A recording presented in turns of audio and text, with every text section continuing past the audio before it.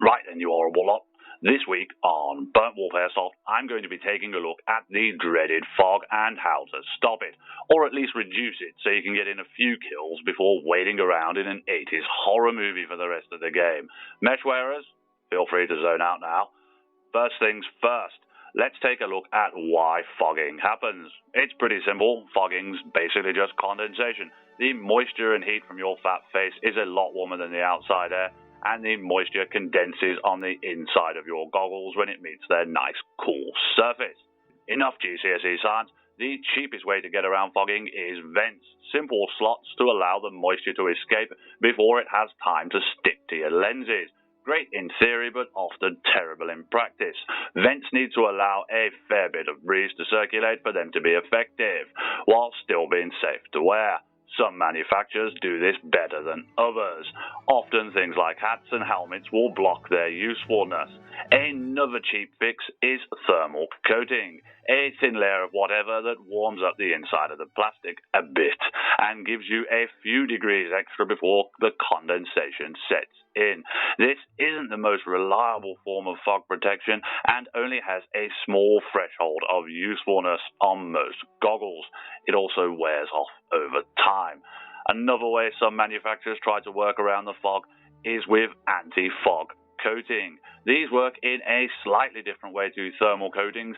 Instead of trying to warm up the plastic, they attempt to add a layer that reduces the moisture's ability to stick to the plastic. Like thermal coatings, cheap versions of this aren't often much good, and the coating wears off over time. The good news, however, is that anti-fog coatings are reapplicable and available in sprays, and are more effective than thermal coating when freshly applied. Some of the ones sold for motorbike users are particularly good, and they're all actually quite reasonably priced, and they can be added to any goggles. Just make sure you spray in between games, and please let the damn stuff dry properly before putting the goggles back on. It's best done as soon as you get into the safe zone so it can dry between games while you prep. In a pinch, washing up liquid, rubbing alcohol, and even your own humble spit can be used as anti-fog spray. Just rub the gunk in and let it dry. If you're using washing up liquid, polish it clear and enjoy, hopefully, at least most of the next part of the game fog-free. Another way, and what I think is the best way of stopping fog, is the double lens. Double lenses act like double glazing, little mini greenhouses for your eyes, trapping a warm layer of air between the two lenses, warming the inside layer and stopping condensation. These, however, are the most expensive types of goggles going around on the market. If you have an old pair and these types of goggles are now fogging up, check the seal around the lens. Sometimes this can break and cause terrible fogging. Good news is, though, it can sometimes be repaired using a thin layer of silicone stuff, like what you seal the bath edges with, or hot glue. Just make sure this repair is done in hot, dry conditions and everything internally has been dried out properly to avoid capturing your own personal permafog. Fogging is one of the most annoying things that can happen to a player on a game day, and it's important that you give your goggles the best chance of doing their job. So don't go blocking the vents up with all your hats and night vision. Dry your face in between games to remove that layer of sweat, and consider washing your face between games with some cold water to at least delay the onset of sweating. While on the subject of this, on hotter days, do your best to keep yourself cool.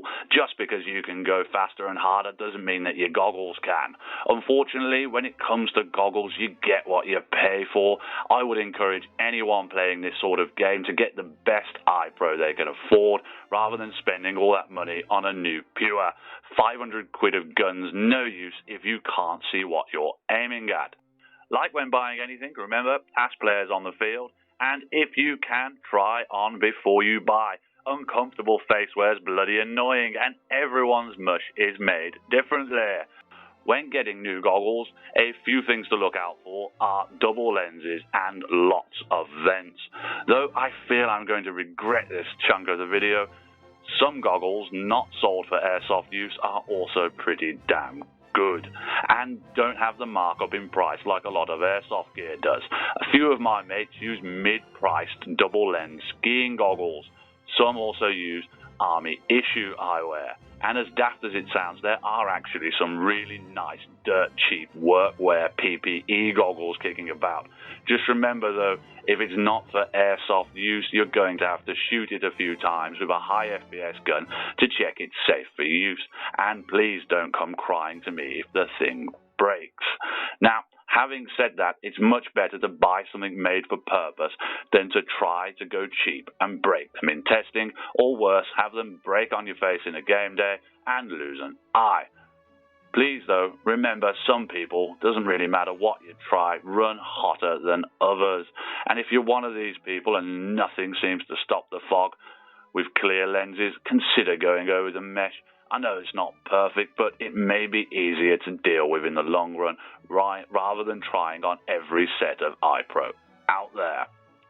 And that's a brief look at fogging, eye protection, and a few things to try to get your vision back. So, what's your eye pro of choice and your worst fogging experience?